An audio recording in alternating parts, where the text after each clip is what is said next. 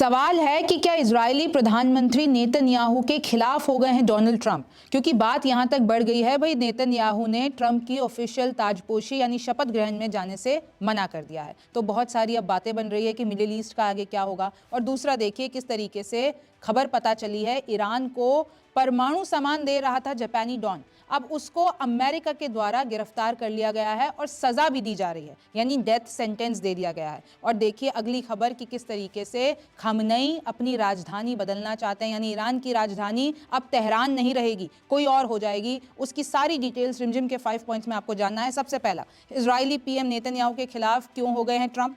दूसरा, ईरान को परमाणु सामान दे रहा था जापानी डॉन और क्या ये पूरी डिटेल सामने आई है। तीसरा देखिए, खामनेई क्यों बदल रहे हैं ईरान की राजधानी और ईरान ने अपना नया हथियार कौन सा पूरी दुनिया को बता दिया है। चौथा देखिए, हूती विद्रोहियों ने इजराइल पर कैसे 40 मिसाइलें दागी हैं, 320 ड्रोन दागे हैं और ये पूरी की पूरी जानकारी आईडीएफ यानी इजराइल डिफेंस फोर्सेस ने दी है। और पांचवा देखिए, अपने ऑपरेशन में कितना कामयाब हो गया है इजराइल। नमस्ते, मेरा नाम रिमझिम जेठानी है और आप रिमझिम के 5 पॉइंट्स देख रहे हैं। सबसे पहले आप ये हेडलाइन पढ़िए कि किस तरीके से डोनाल्ड ट्रंप एक वीडियो शेयर करते हैं और उस वीडियो के अंदर नेतन्याहू को गंदी गंदी गालियां पड़ रही हैं। और इसलिए गालियां पड़ रही हैं कि अभी मिडिल ईस्ट में जो हालत है, गाजा में जो हालत है और जो अमेरिका और ईरान के रिश्ते हैं, वो सब के लिए नेतन्याहू जिम्मेदार है। आप देख सकते हैं headline, Trump repost video calling Netanyahu deep dark SOB, यानी बहुत बड़ी बात। ये सोशल मीडिया पर जैसे ही पोस्ट करते हैं तो हर कोई कहता है कि भाई नेतन्याहू के खिलाफ इतना बड़ा वीडियो, इतना बड़ा बयान ट्रंप क्यों शेयर कर रहे हैं, कहीं गुस्सा तो नहीं हो गए। अगर मैं आपको वो पोस्ट दिखाती हूं तो आप उस पोस्ट में देखेंगे कि आपको बहुत बड़ा सारा एक कैप्शन दिख रहा होगा। अच्छा, इस कैप्शन के अंदर ओबामा को बहुत ज़्यादा क्रिटिसाइज किया गया है। तो कहने वाले ये कह रहे हैं कि भाई नेतन्याहू के खिलाफ नहीं लिखा ट्रंप ने, लेकिन वो जो पूरा कैप्शन में ओबामा को क्रिटिसाइज किया गया है तो शायद उनका मैसेज वो हो, क्योंकि उस कैप्शन में कहीं भी नेतन्याहू के बारे में नहीं लिखा हुआ। तो देखिए उसके विरोध करने वाले तो ये भी कह रहे हैं कि आप अमेरिका के राष्ट्रपति हैं, कैसे बिना वीडियो देखे आप उस वीडियो को शेयर कर सकते हैं और इस वीडियो में आपके ही दोस्त नेतन्याहू को इतनी गंदी गंदी गालियां पड़ रही हैं। उनको ये बताया जा रहा है कि भाई वॉर क्राइम के लिए यही जिम्मेदार है, उनको ये बताया जा रहा है मिडिल ईस्ट में जो तबाही है उसके लिए नेतन्याहू जिम्मेदार है। तो इसके बाद बहुत सी बातें हुई, लेकिन डैमेज हो चुका है। डैमेज इसलिए हो चुका है क्योंकि खबर तो ये भी आ गई कि नेतन्याहू अब जनवरी 20 को जो पूरा का पूरा शपथ ग्रहण होने वाला है डोनाल्ड ट्रंप का, यानी ऑफिशियल ताजपोशी होने वाली है, उसमें नहीं जाएंगे। रिपोर्ट टाइम्स ऑफ इजराइल की तरफ से भी यही आई और सूत्रों की तरफ से भी जो उनको बताया गया है बाहरी मीडिया को कि नहीं जाएंगे नेतन्याहू ट्रंप के शपथ ग्रहण समारोह में। और देखिए इन दोनों की दोस्ती बहुत ही, मैं आपको बता दूं, हर कोई सोच रहा है कि जैसे ही ट्रंप आ जाएंगे वैसे ही ईरान पर न्यूक्लियर साइट्स पर हमला कर देंगे यूएस इजराइल मिलकर। अच्छा, एक बात तो ये हो गई, लेकिन दूसरी बात तो ये भी है कि कैसे अमेरिका इजराइल के लिए पूरा का पूरा खड़ा हुआ है। खड़ा इसलिए है, अगर मैं आपको ये खबर दिखाती हूँ टाइम्स ऑफ इजराइल की, US House votes to sanction ICC over Israel arrest warrant, यानी जो इंटरनेशनल कोर्ट है उसने किस तरीके से, आपको पता होगा कि वारंट निकाला था नेतन्याहू के खिलाफ। लेकिन अब यूएस क्या कर रहा है, अमेरिका क्या कह रहा है, इन्होंने अपने जो संसद में है बिल पास कर दिया है कि भाई हम तो आईसीसी पे ही सैंक्शन लगाते हैं, यानी इसको ही बंद कराएंगे क्योंकि नेतन्याहू के खिलाफ यहाँ पर केस चल रहा है। तो देखिए पूरी की पूरी मदद भी अमेरिका भिजवाता है। और ये भी बताया जा रहा है कि कैसे डोनाल्ड ट्रंप और नेतन्याहू, आपको भी पता है, जब अगर मैं पहले टर्म की बात कर लेती हूँ डोनाल्ड ट्रंप की, तो कैसे नेतन्याहू को बहुत सारी पावर्स मिल गई। सबसे पहले तो वो जो गोलान हाइट्स है उस पर पूरा हक दे दिया। फिर आगे देखिए कि कैसे पूरी जो यूएस की एम्बेसी थी उन्होंने किस तरीके से तेल अवीव से वो लोग जेरूसलम ले गए। तो इस तरीके से इन लोगों की दोस्ती के बड़े चर्चे हैं और सब कह रहे हैं कि 20 जनवरी के बाद तो देखिए ईरान का बहुत कुछ बिगड़ने वाला है, क्योंकि ट्रंप इजराइल के पक्ष में ऐसा कोई एक्शन लेंगे और ये दोनों मिलकर जो है ईरान को तहस नहस कर देंगे। ऐसी बहुत सी खबरें आपने भी देखी होगी, लेकिन अब आगे क्या होगा वो हमको बताएगा वक्त। लेकिन दूसरा देखिए किस तरीके से डिटेल सामने आई है कि परमाणु सामान कैसे, जापान का एक माफिया कैसे ईरान को परमाणु सामान भिजवा रहा था। सबसे पहले मैं आपको तस्वीर दिखाऊंगी और देखिए ये डिटेल्स हमारे पास पिछले साल फरवरी में ही आ गई थी। बीबीसी ने भी इसको रिपोर्ट किया था कि किस तरीके से पता चला है कि जापानीज क्राइम बॉस, एक पूरा का पूरा उसका नाम मैं बता देती हूँ, ताकेशी इबासावा, कैसे न्यूक्लियर बॉम्ब के जितने भी सामान होते हैं वो ईरान को पहुंचा रहा था, लेकिन गिरफ्तार हो गया। और अब अमेरिका जो है फांसी पे, यानी पूरा का पूरा डेथ सेंटेंस दे दिया है। मैं आपको थोड़ा और डिटेल में बता देती हूँ। अल जजीरा की रिपोर्ट देखिए कि कैसे plead guilty, Japanese crime boss admits to conspiring to sell nuclear material to Iran. यानी पूरा का पूरा एक्सेप्ट कर लिया है जापानीज क्राइम बॉस ने, ताकेशी ने, और बोला है कि किस तरीके से ये पूरी डील बताई गई। और ये डील कैसे बताई गई कि देखिए, म्यांमार से ईरान ड्रग ट्रैफिकिंग भी हो रही थी, वेपन ऑफेंसेस भी हो रहे थे। और इनफैक्ट अगर मैं उम्र बता देती हूँ ताकेशी की, 60 ईयर्स। और जो ताकेशी है वो जापान का एक यकूजा करके पूरा का पूरा एक ग्रुप है, संगठन है, उसका हिस्सा रह चुके हैं। और देखिए किस तरीके से ये पूरा का पूरा मामला सामने आया है। Large quantity of thorium and uranium, यानी इसमें यह भी बताया गया कि कैसे ताकेशी ये कह रहा था कि देखिए आप यूरेनियम छोड़िए, मैं तो प्लूटोनियम दे देता हूं, क्योंकि प्लूटोनियम जो है वो बेटर है, मोर पावरफुल है यूरेनियम के मुकाबले। और जो न्यूक्लियर वेपन्स ईरान बनाना चाह रहा है तो उसमें बहुत ही ज़्यादा पावरफुल ये साबित होगा। लेकिन अब अमेरिका जो है फांसी पे चढ़ाने वाला है।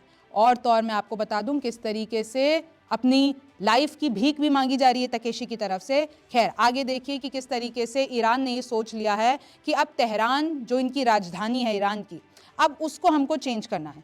ईरान के जो ऑफिशियल स्पोक्स पर्सन है गवर्नमेंट की, उनकी तरफ से ये बयान आया है मोहिजरानी की तरफ से कि अब हम मकरान रीजन को ईरान की राजधानी बनाना चाहते हैं। अच्छा, इसके पीछे के बहुत सारे कारण हैं।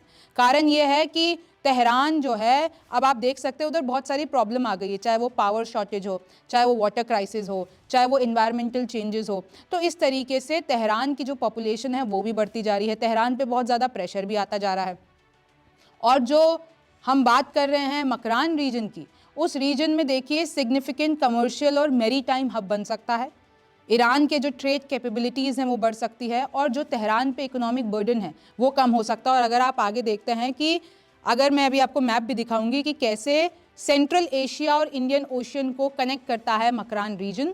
आगे देखिए कि कैसे तेहरान जो इस वक्त राजधानी है और इनका जितना भी ईरान का जो ट्रेड रूट है, तो उनको जो है ट्रेड करने में दिक्कत आ रही है, क्योंकि तुर्की प्रॉब्लम क्रिएट कर रहा है। बॉर्डर पर ईरान के ट्रक ड्राइवर्स बता रहे हैं कि भाई डिले हो जाता है, तुर्की की तरफ से हमको बहुत सारे चैलेंजेस फेस करने पड़ते हैं, और जितने बहुत सारे जो ट्रक्स हैं वो अफेक्ट हो रहे हैं। आगे देखिए स्पोक्स पर्सन ने, गवर्नमेंट स्पोक्स पर्सन ने तो ये भी बताया है कि कैसे हमने प्लान बना लिया है ट्रंप के साथ कैसे डील करना है।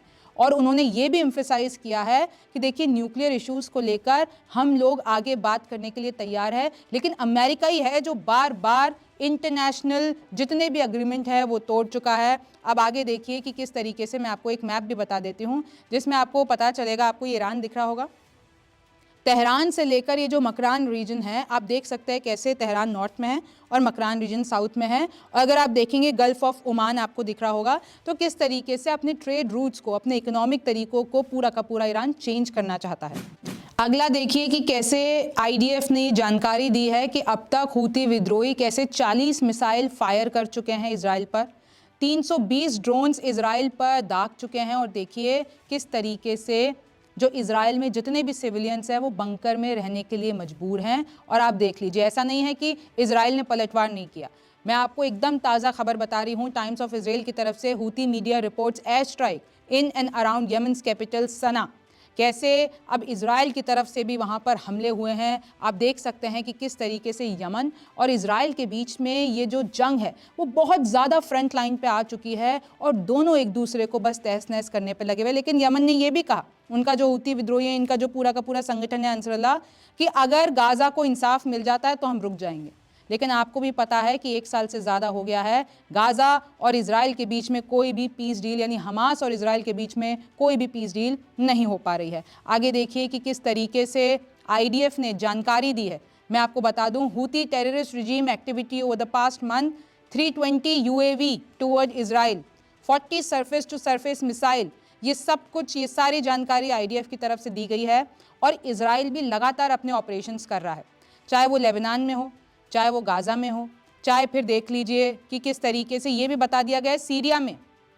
तस्वीर देखिए कि कैसे APC belonging to the Syrian armed force, यानी सीरियन आर्म्ड फोर्स के जो हथियार थे उनको कब्जा कर लिया है इजराइल ने, क्योंकि आपको पता है इजराइल धीरे धीरे सीरिया के अंदर घुस रहा है। काफ़ी सारी ऐसी ज़मीनें हैं जो अपने इधर ले रहा है और पूरा का पूरा सेना वहाँ पर इजराइल की उतरी हुई है सीरिया में। और कैसे वहाँ पे जो भी वेपन्स मिल रहे हैं, जो भी वहाँ पर जंग चल रही है, तो धीरे धीरे ये भी बताने की कोशिश कर रहा है कि देखिए सीरिया में भी हम अंदर तक पहुँच चुके हैं। और एक तरफ आपको पता ही है वेस्ट बैंक पे लगातार हमले, गाज़ा में लगातार हमले, और आप देख सकते हैं रेड भी वेस्ट बैंक में इजराइल की तरफ से मारी जा रही है। WHO की तरफ से बयान आया है, ट्विटर पोस्ट, ये एक्स पोस्ट में आपको बता रही हूँ कि अल अवदा हॉस्पिटल जो कि नॉर्थ गाज़ा का लास्ट फंक्शनिंग हॉस्पिटल है, क्योंकि देखिए कमल अडवान हॉस्पिटल तो आपको पता ही है किस तरीके से तहस नहस कर दिया इजराइल ने। तो ये जो अल अवदा हॉस्पिटल है वहाँ पर भी फ्यूल नहीं है, मेडिकल इक्विपमेंट्स नहीं है, और वहाँ पे पेशेंट्स को ट्रीट करने के लिए रिसोर्सेज नहीं है, ये कहा जा रहा है। WHO की तरफ से वहाँ के डॉक्टर्स ये बता रहे हैं,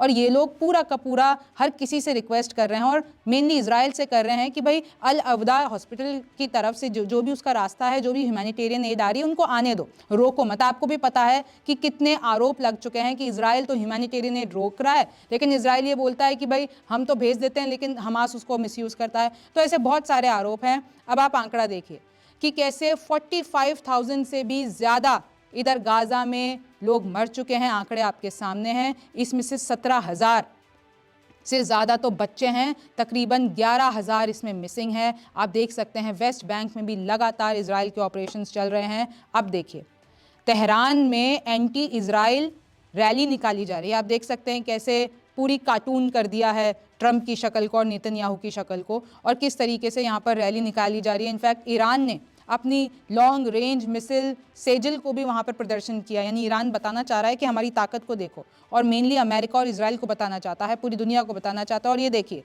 ये तस्वीर देखिए कैसे महिलाएं हाथ में हथियार लेकर खड़ी हुई हैं, और ये ईरान का मैसेज है कि हमारी महिलाएं, यानी हमारे जो फीमेल पैरामिलिट्री फोर्स है वो भी तैयार है। आगे देखिए किस तरीके से पूरा का पूरा ईरान की तरफ से नया हथियार अनवील किया गया है, most feared Rezwan suicide drone. ये तस्वीरें देखिए, gatekeeper of paradise loitering munition has 20 kilometre range. ये जो नया हथियार इन्होंने अनवील किया है रेजवान, उसका 20 किलोमीटर रेंज है।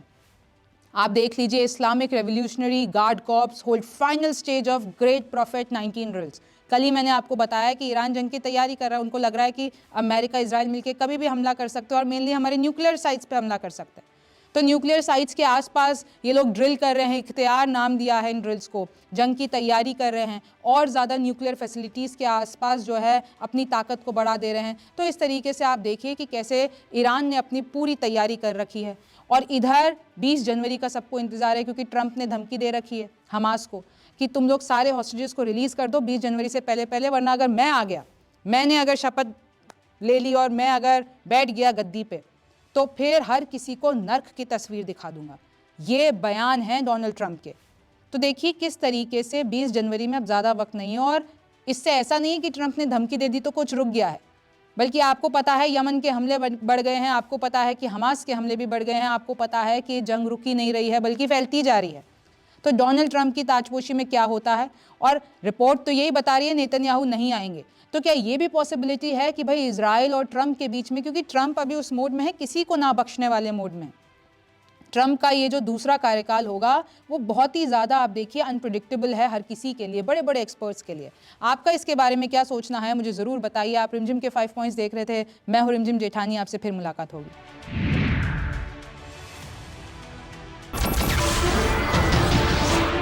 नमस्कार, मैं हूं मानक गुप्ता। अगर आपको हमारा ये वीडियो पसंद आया हो तो इसे लाइक और शेयर जरूर करें, और हाँ, हमें सब्सक्राइब और फॉलो करना ना भूलें ताकि आप देश और दुनिया की कोई खबर मिस ना करें। तो जुड़े रहिए हमारे साथ और देखते रहिए न्यूज़ 24।